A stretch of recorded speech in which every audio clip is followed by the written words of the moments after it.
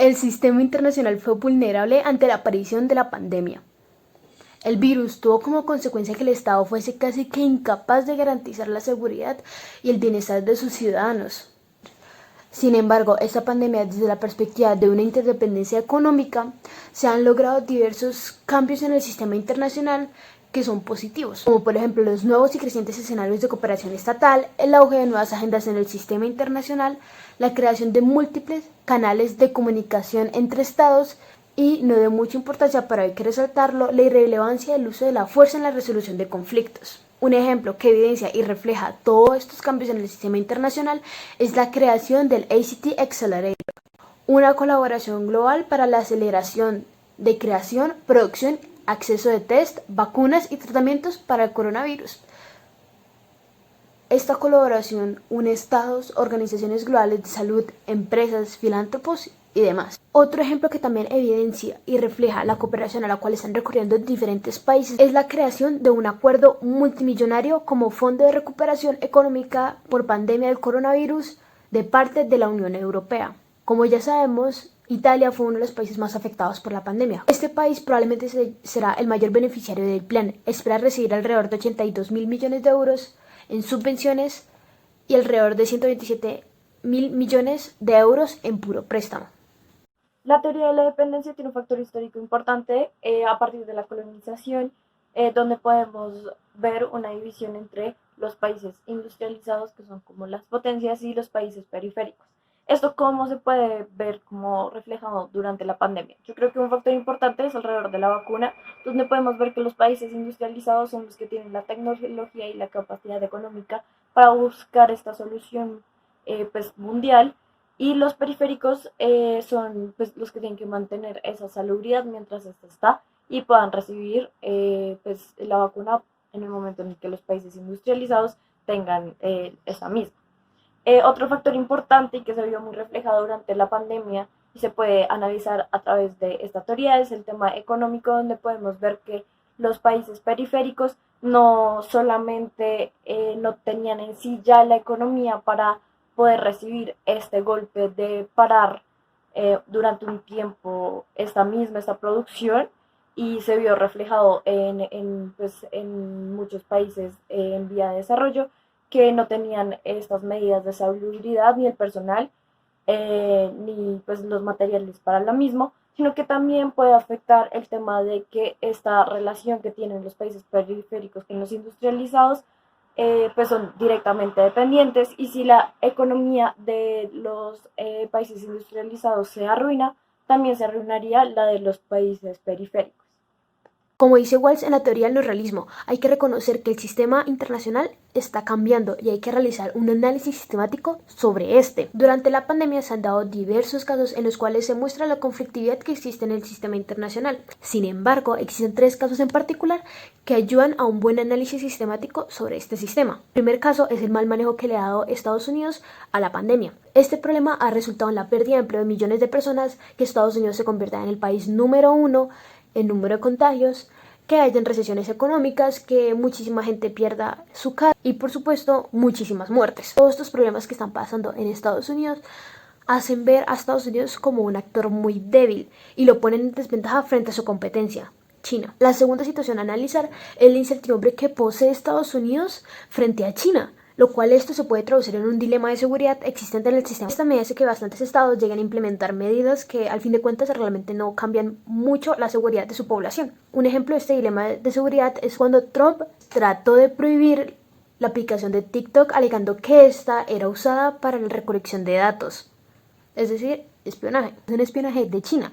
Y por último, el caso número 3 es la relativa rapidez con la cual China se pudo recuperar de la pandemia. Esta recuperación lo único que hizo fue maximizar el poder de China y hacer una muy buena competencia a Estados Unidos, abriendo la posibilidad de que China destrone a Estados Unidos de su puesto y se convierta en la potencia más grande del sistema internacional. La teoría de la estabilidad hegemónica se basa en la maximización de poder alrededor de la economía, aunque pues también se tiene en cuenta el hard power o la militarización.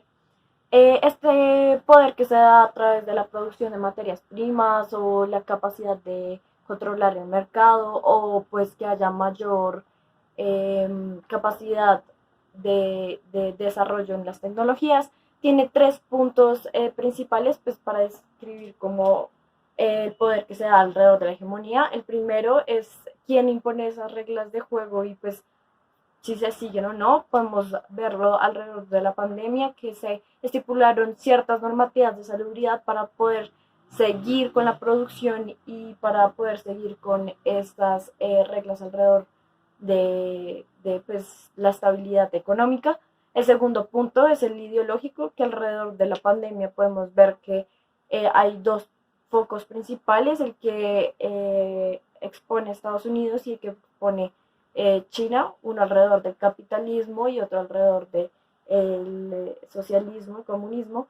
Y por último podemos hablar de quién tiene el control de pues, estas materias y podemos hablar de que pues, la economía alrededor de la pandemia tuvo un impacto en la producción, también tuvo repercusiones financieras en las empresas y también por último tuvo una interrupción de la cadena de suministros. Esta pandemia de carácter interméstico e interdisciplinar hizo ver con más claridad la lucha entre los diferentes actores no estatales por el mayor grado de poder estructural. Esto se puede reflejar en diversas mejoras que han realizado dichos actores para mejorar cada una de sus estructuras.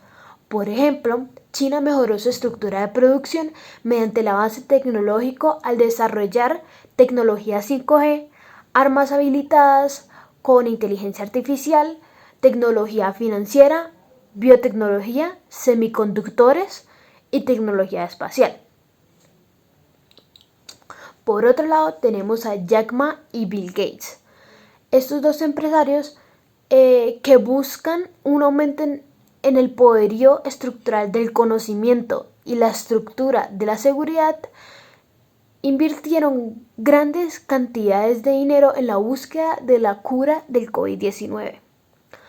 Otro ejemplo de maximización del poder estructural es la creación del nuevo Banco del Desarrollo BRICS para la mejora estructural del crédito y las finanzas.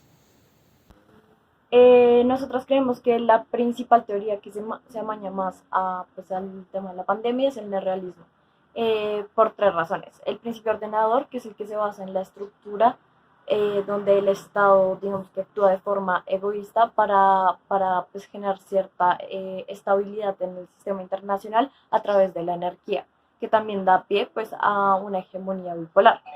Esto da también pie o da paso a una característica importante donde pues, se habla de que el Estado está por encima de las organizaciones internacionales. Esto se puede ver con la pandemia, con el tema de Estados Unidos, como sus decisiones autónomas alrededor de todo el tema de la pandemia, pues en contra de pues, lo que estipulaba la OMS.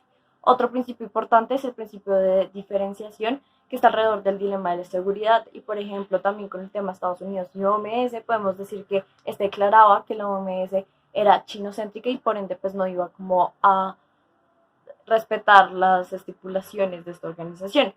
Pero digamos que hay una estabilidad ya que existe una hegemonía bipolar entre estas dos potencias.